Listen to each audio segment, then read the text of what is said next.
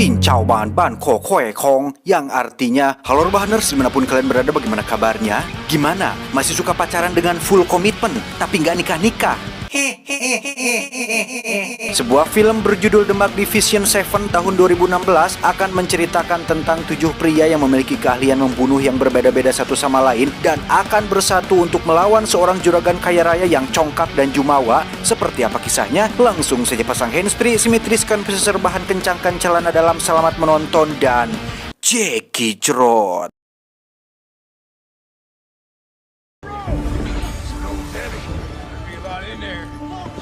Berlatar pada tahun 1879 ketika game RDR 2 benar-benar real life terjadi di dunia nyata, ada sebuah kota kecil bernama Rose Creek yang saat ini sedang dijajah oleh seorang pria kaya raya bernama Boog yang berniat untuk merebut tanah ini untuk dijadikan pertambangan emas yang memang berlimpah ruah di bukit dekat kota kecil ini.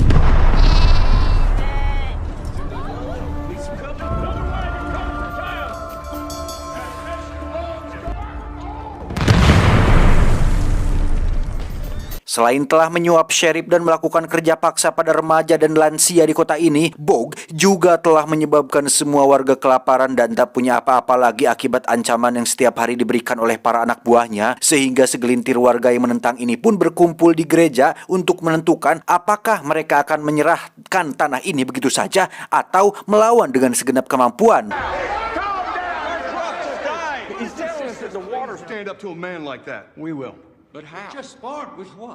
Dari sekian banyak warga, ada satu pasangan suami istri yang begitu cinta dengan tanah kelahirannya. Dia bernama Emma dan suaminya yang mendukung agar mereka bekerja sama untuk tetap mempertahankan tanah ini dan tidak menyerah begitu saja. Tapi tiba-tiba man with dozens of hired guns on his payroll. We know that term.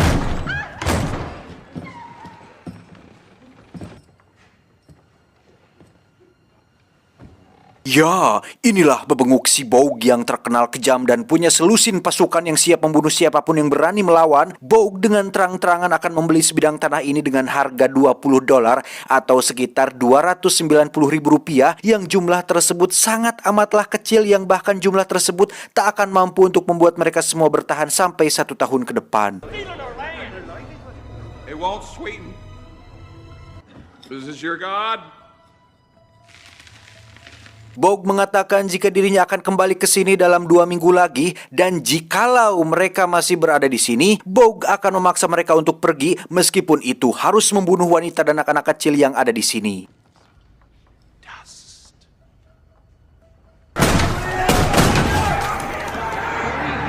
Dengan modal pasukan bersenjata lengkap, Boog mengusir bapak pendeta dan semua orang keluar dari gereja. Lantas mereka pun menghancurkan sekaligus membakar tempat ibadah satu-satunya di kota kecil ini, yang ketika satu pendeta disiksa karena melawan, suami Emma yang emosi pun akhirnya melawan dan mengeluarkan kata-kata yang membuat Tuan Boog tersinggung. What kind of man are you? For land? Ya, Boog dan anak buah pun menembak 6 orang termasuk suami Emma secara tidak puguh-puguh, di mana kejadian hari ini sangat-sangat membuat semua warga terpukul, terlebih lagi Emma yang memiliki dendam pribadi atas kematian suami tercintanya.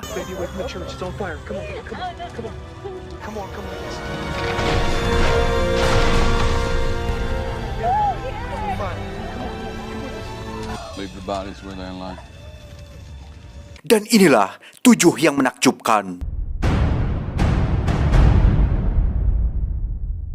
Beralih ke tempat lain, di situ kita akan diperkenalkan dengan seorang koboi berkemeja hitam yang baru tiba di sebuah kota kecil bernama Amador yang merupakan kota terdekat dengan kota Rose Creek. Kedatangan koboi ini cukup menarik perhatian semua warga karena selain memiliki aura kegelapan, penampilan dan pemilihan warnanya pun cukup menyiratkan jika koboi satu ini bukanlah koboi sembarangan, apalagi pakai junior.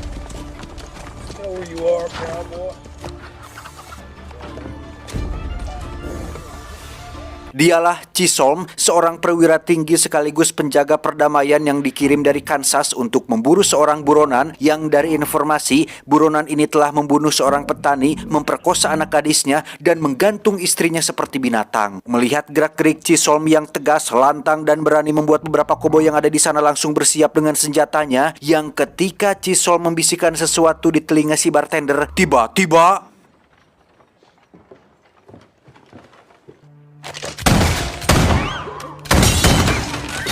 Ya, ternyata buronan yang dicari adalah si bartender itu sendiri yang memang sedang menyamar untuk mengelabui para pemburu, di mana saat semua orang sedang keluar sambil ketakutan, ada satu koboi bernama Faraday, ini babangusnya, yang tetap duduk manis dan tanpa rasa takut atau ketar-ketir sedikit pun, karena bagaimana tidak, Faraday ini pernah punya pengalaman menjinakkan dinosaurus, sekaligus menjadi anggota Guardian of Galaxy yang tentu musuhnya jauh lebih kuat, Thanos.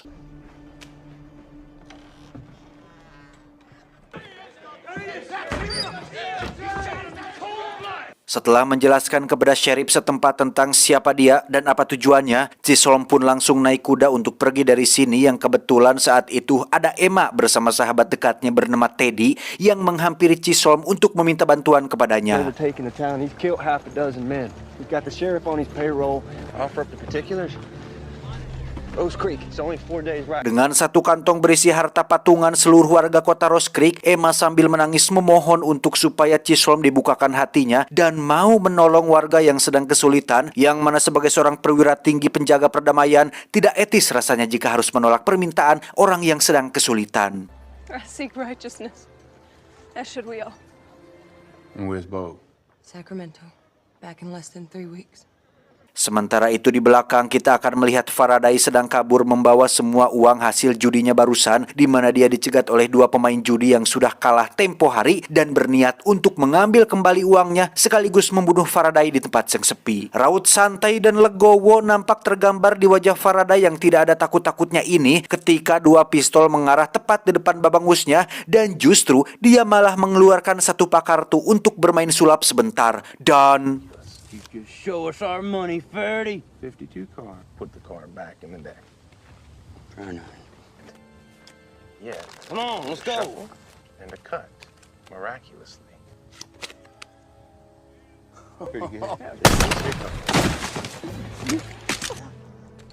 We're never gonna cross paths. Setelah menakuti dua penjudi tadi, Faraday pun datang ke tempat kuda untuk membeli kembali kudanya setelah tempo hari kalah judi dengan menggunakan kudanya sebagai taruhan. Namun karena Faraday tidak punya cukup uang, akhirnya dia terlibat sedikit cekcok dengan pemilik baru kuda tersebut. Saat itulah muncul Chisholm yang langsung membeli kuda tersebut, yang mana sebagai imbalannya Faraday harus ikut bersamanya dalam sebuah misi. Apalagi setelah di alungan satu kantong berisi emas, Faraday seketika otokoh dan mau mengikuti kemanapun Chisholm pergi. Is it difficult? Impossible.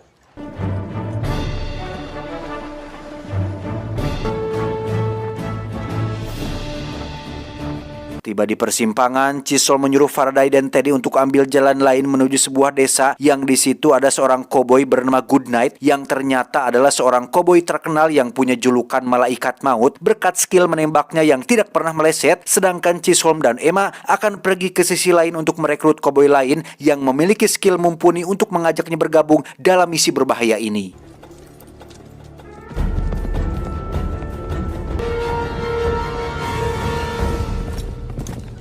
Berlokasi di gubuk tua, orang yang Chisholm cari ternyata sudah meninggal dunia, dibunuh oleh seorang buronan bernama Pasquez. Ini orangnya yang karena Chisholm tak punya masalah dengannya, dia pun mengajak Pasquez bergabung dalam misi membunuh Bog, sang orang kaya yang jumawa. You're local, my friend. Di sisi lain, Faraday dan Teddy akhirnya tiba di tempat yang dituju. Di situ sedang diadakan sebuah acara duel tembak antara seorang koboi amatir dengan seorang pria asal Asia bernama Billy. Ini orangnya yang mana duel ini berlangsung menarik tatkala Billy menanggalkan sabuk pistolnya untuk adu cepat siapa yang lebih dulu bisa membunuh. Dan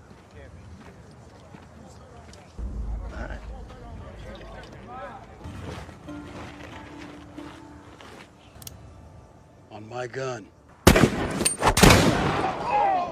ya, rupanya Billy ini adalah anak buah sekaligus pelayan dari orang yang Faraday cari. Inilah Babangus Goodnight yang melegenda yang katanya dijuluki sebagai malaikat maut berkat kemampuannya yang tidak pernah meleset, yang ketika Faraday menyebutkan nama Chisholm, Goodnight dan Billy pun langsung ikut dengan mereka berdua. Sam Chisholm sent us. Singkat cerita, akhirnya terkumpullah 5 orang koboi berkualitas termasuk Chisholm, di mana mereka akan menempuh perjalanan berkilo-kilometer untuk pergi ke kota yang dituju, yakni kota Ross Creek. Tiba di desa kecil, Chisholm dan kawan-kawan bertemu dengan 2 koboi polontong yang menawarkan sebuah senapan milik sang pembunuh terkenal bernama Jack Horn, di mana mereka dengan sombongnya mengatakan jika senapan tersebut mereka rebut langsung dari tangan Jack Horn sendiri, dan tiba-tiba... Hey, he might have killed 300 crow, but he ain't never met the Pigeon Brothers before. The hell are you trying to? Ya, inilah sosok Jack Horn, sang pembunuh terkenal itu, di mana tindakannya barusan sudah cukup membuktikan jika Jack ini adalah tipikal orang yang tak akan segan-segan untuk menghilangkan nyawa seseorang, apalagi ketika senapannya dicuri. Dan bagi Chisholm, ini adalah kesempatan emas untuk mengajaknya bergabung dalam misi tersebut. You must be out of work.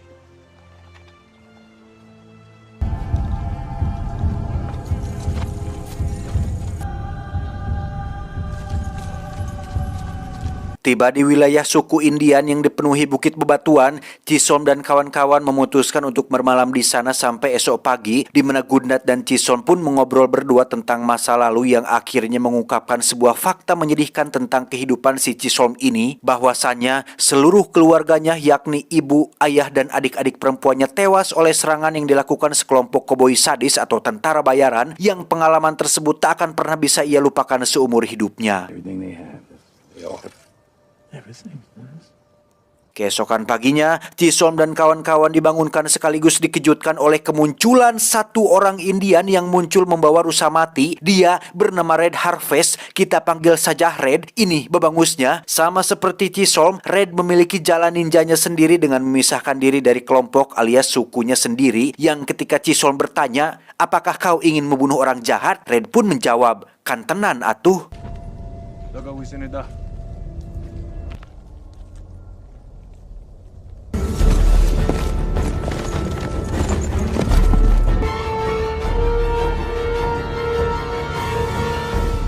Tibalah mereka di tempat yang dituju, yakni kota Ross Creek, dengan 7 anggota termasuk Chisholm. Lengkaplah sudah kelompok ini sesuai judulnya, yakni The Magnificent Seven alias 7 yang menakjubkan. Kemunculan Chisholm langsung disambut oleh sheriff dan satu orang kepercayaan Tuan Bog bernama Miken. Ini bebenguknya, dia dan ke-22 anak buahnya pun menghadang Chisholm di tengah jalan untuk mengatakan bahwa senjata dilarang di kota ini, sehingga beliau meminta Chisholm untuk menyerahkan senjatanya jika ingin singgah di kota ini. Sheriff?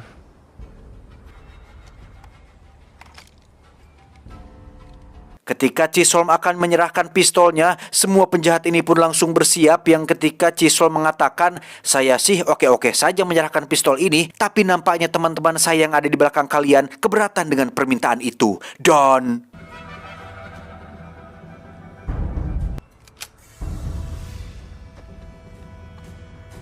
Mekko!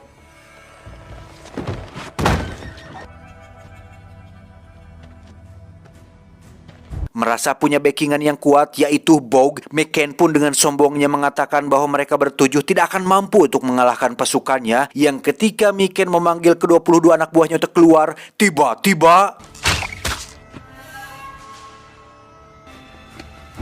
Go on, horse. Ya, dari sini terjadilah baku tembak beradrenalin, di mana mereka bertujuh sangat hebat dan sangat jago sekali dalam menembak. Gerakan dan instingnya sangat cepat yang membuat satu persatu anak buah Miken mati dengan sangat cepat tanpa bisa memberikan perlawanan yang seimbang.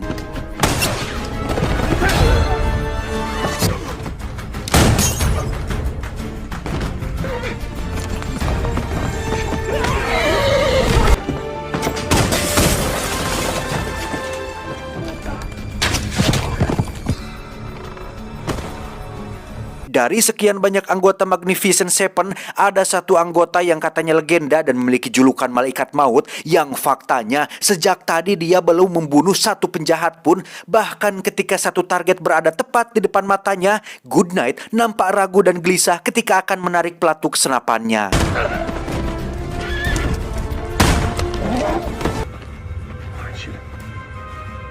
Take the shot. Sampai sini, akhirnya terkuak jika Goodnight memiliki trauma akan membunuh seorang manusia, di mana trauma itu muncul akibat masa lalunya yang kelam dan sudah membunuh ratusan nyawa, sehingga kini dirinya mau tidak mau harus menghadapi trauma tersebut apabila ingin misi ini berhasil. Give me that.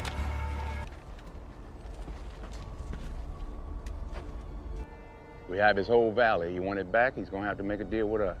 Setelah membiarkan Sherry pergi sebagai pesan kepada Tuan Bog, Emma pun memanggil semua warga untuk berkumpul dan bertemu langsung dengan para jagoan yang akan menyelamatkan kita dari tirani, di mana kebanyakan warga ini pesimis dan sudah kena mental duluan oleh Tuan Bog, sehingga betapapun hebatnya Chisholm dan kawan-kawan, mereka tetap tidak percaya diri untuk bisa lepas dari ketakutan ini. Back with 200 men and slaughter us all. If you want to leave, No, I never shot anything that could shoot back at me. Are you suggesting we wait here to face retaliation? Hell yeah, he is. Saat itulah Chisholm angkat bicara bahwasannya takut itu wajar. Bisa jadi apa yang kamu takutkan, di saat yang sama ia juga malah takut kepadamu. Ingat saudara-saudaraku, dan apabila datang kepada mereka suatu berita tentang keamanan atau ketakutan, mereka lalu menyiarkannya.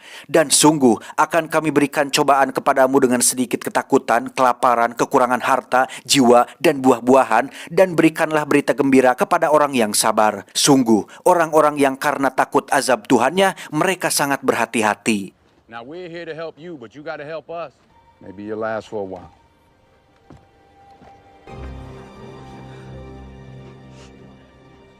Singkat cerita, malam pun poek. Chisholm dan kawan-kawan pun makan makanan yang dimasak oleh para warga sebagai rasa terima kasih atas aksi hari ini, di mana Red Harvest sendiri menolak memakan makanan seperti ini karena tidak biasa memakan masakan yang pakai bumbu micin.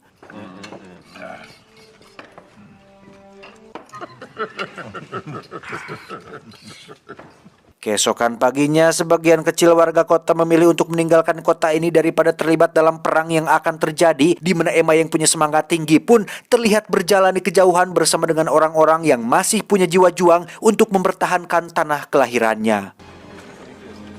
Oh, good. They brought their pitchforks. We may stand a chance. Army approaches. Selama 1 minggu, para petani ini akan digembleng untuk bisa menembak dan membela dirinya sendiri, dimulai dengan Billy yang mengajari cara menggunakan pisau dan melemparnya, kemudian Faraday yang mengajari para guru dan para pendeta caranya menembak sasaran, yang dari segitu banyak orang, tidak ada satupun yang berhasil mengenai sasaran sedikit pun.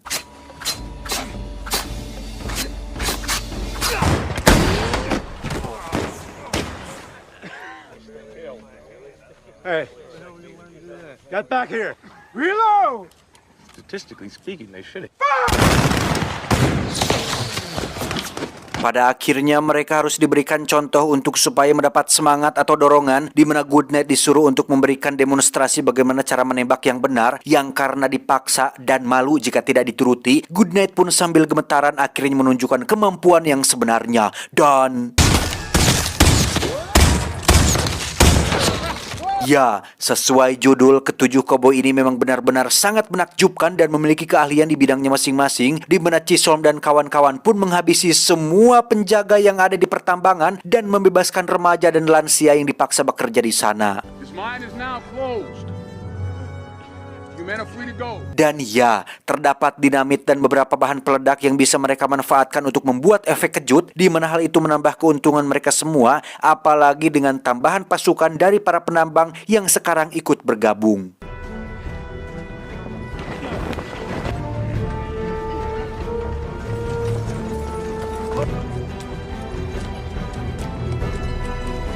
Di sisi lain, lebih tepatnya di rumah mewah Bog, kita akan melihat si Sheriff sudah tiba di sana membawa pesan dari Chisholm yang pesannya kurang lebih seperti ini. Hei koplok, Mr. Bog, jika kau tidak datang ke Rose Creek, lemah sia. Mendengar pesan itu, Tuan Bog langsung naik pitam, apalagi mendengar jika 22 anak buahnya yang menjaga di sana habis hanya oleh 7 orang saja, di mana si Sheriff ini harus menjadi pelampiasannya tatkala ditembak oleh Tuan Bog hingga tewas saat itu juga.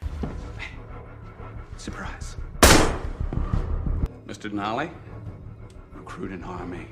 Go back with us. Kembali ke Rose Creek, sementara Billy ditugaskan untuk mengawasi kedatangan Bog dan pasukannya dari bukit, Chisom dan kawan-kawan pun tengah mempersiapkan parit untuk membuat beberapa rencana kejutan, juga memperbaiki tower gereja tempat Belrad terbesar ditempatkan untuk sebagai menara pengawasan bagi Billy bisa mengeker target dari atas sana. That's our train. Put your weapon.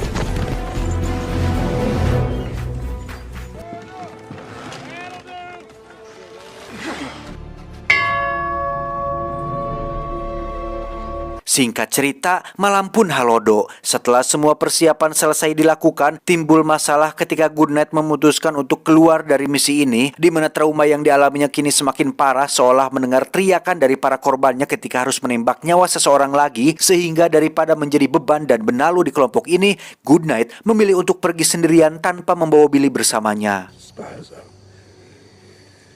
are faint-hearted.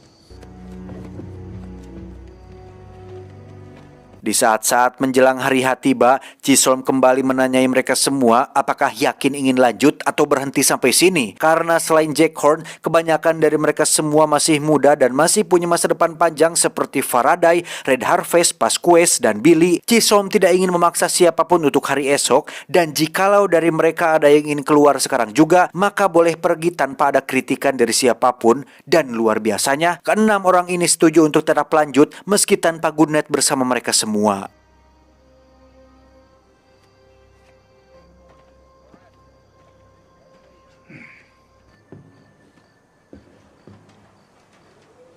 Tibalah hari yang ditunggu, kita akan melihat raut kegelisahan dari wajah semua warga termasuk Chisom dan kawan-kawan yang meskipun mereka bertujuh punya skill menembak yang jago, tetap saja mereka bukanlah anggota Avenger yang punya kekuatan super dan teknologi super canggih untuk bisa melawan 200 orang sekaligus, sehingga mereka tidak yakin apakah akan hidup atau mati setelah semua ini berakhir.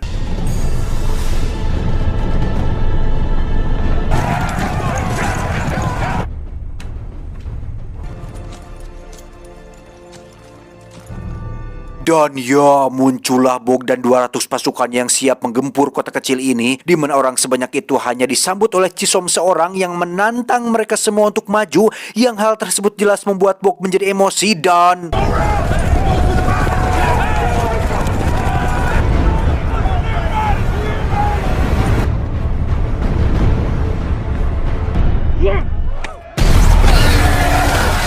Wah, Bog akhirnya terpancing jebakan di mana sebagian pasukannya berhasil diledakkan oleh dinamit milik dia sendiri. Yang dari situ, warga Coast Creek yang bersembunyi di dalam parit pun keluar dari tanah dan menembaki para penjahat itu sebisanya, namun tetap dibantu oleh Chisom dan kawan-kawan.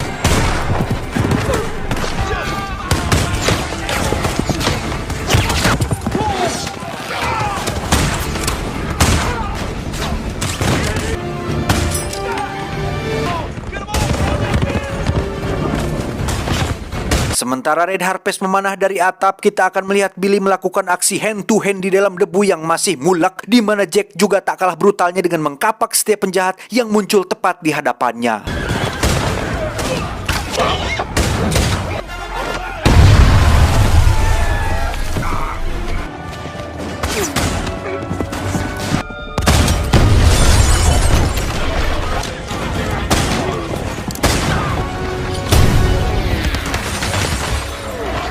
Berkat rencana yang matang, Chisom dan kawan-kawan berhasil mengirim semua pasukan masuk ke dalam tengah kota hingga tak bisa keluar dari sana, yang alhasil bisa dengan cukup mudah diserang tanpa ada pipiding atau hahalang, yang hal tersebut cukup membuat Tuan Bog kesal dibuatnya.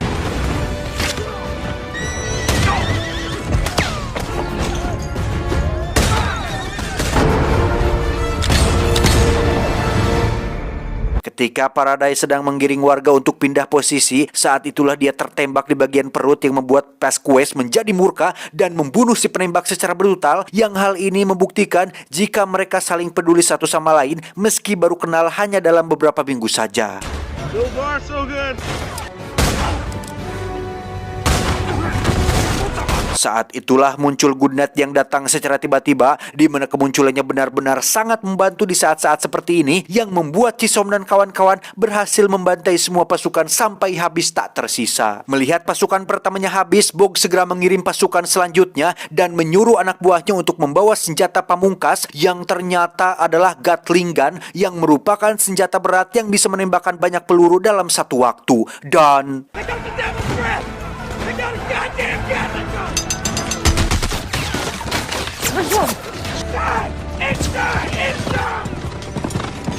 ketika Gatling gun-nya berhenti untuk mengisi peluru, saat itulah mereka semua bangkit untuk mengamankan diri. Teddy dibantu Jack untuk bersembunyi di tempat aman yang ketika akan kembali ke posisi, tiba-tiba ya, Jack harus menjadi orang pertama yang tewas oleh satu orang Indian yang merupakan pembelot suku Indian yang kini menjadi anak buahnya si Bogg. Jack yang malang pun tak bisa terselamatkan karena terpisah jauh dari yang lain, sehingga dia harus, anjir kasihan lah.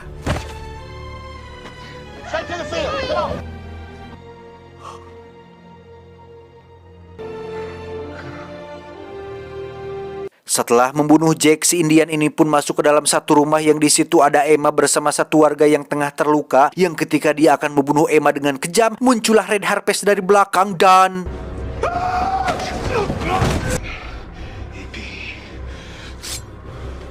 Bogg yang sudah isi ulang Gatling gun pun kembali menembak secara membabi buta, di mana Faraday yang sudah terluka pun meminta Chisom untuk melindungi dirinya karena ternyata Faraday berniat untuk maju sendirian, mengalihkan perhatian sekaligus mengorbankan dirinya sendiri untuk menghancurkan Gatling gun tersebut. Andre! This is Arby, John.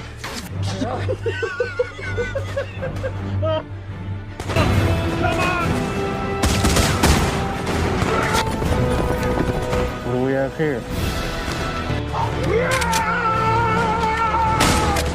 Saat itulah kita akan melihat Billy dan Goodnight tewas akibat peluru Gatling yang tepat mengenai mereka berdua. Dan anjir, jangan mereka atuh. Aduh, aing mah. Faraday sendiri masih memacu kudanya yang meski ditembak beberapa kali, dia masih bisa bertahan yang pada akhirnya terjatuh juga. Di mana dalam detik-detik sekerat itulah dia berjalan mendekati pasukan Gatling dan meminta korek api sebelum dirinya mati. Dan tiba-tiba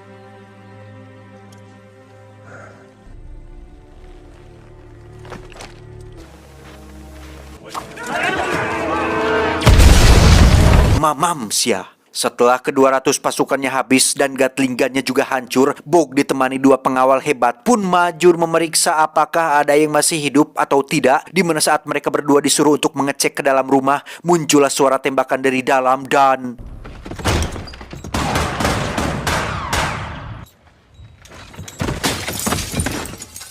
ya, tersisa si Bogg yang berdiri sendirian tanpa pasukannya. Bogg nampak tak asing dengan wajah dan namanya, namun tidak ingat pernah melihat Chisom di mana. Dengan kepercayaan dirinya yang tinggi bisa membunuh Chisom, Bogg pun berniat untuk mengambil pistolnya, tetapi Chisholm?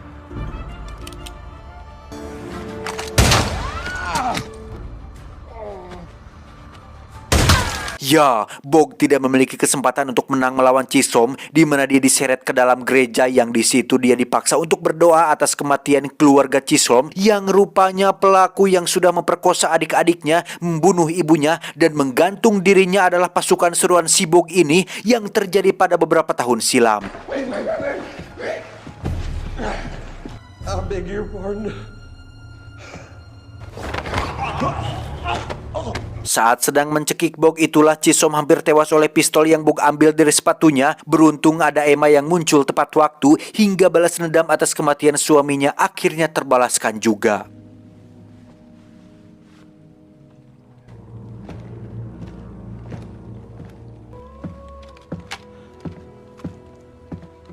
Setelah semua selesai, kini yang tersisa hanya Pasquez, Red Harvest, dan Chisom saja, di mana pendeta di sana berjanji akan menguburkan teman-temannya dengan layak, sementara mereka bertiga akan melanjutkan perjalanan untuk pergi ke tempat lain dan menegakkan keadilan untuk orang-orang yang membutuhkan. It was magnificent. Tamat, ending yang cukup menggetarkan. Keserakahan adalah jurang maut yang menguras orang dalam upaya tanpa henti untuk memenuhi kebutuhan tanpa pernah mencapai kepuasan.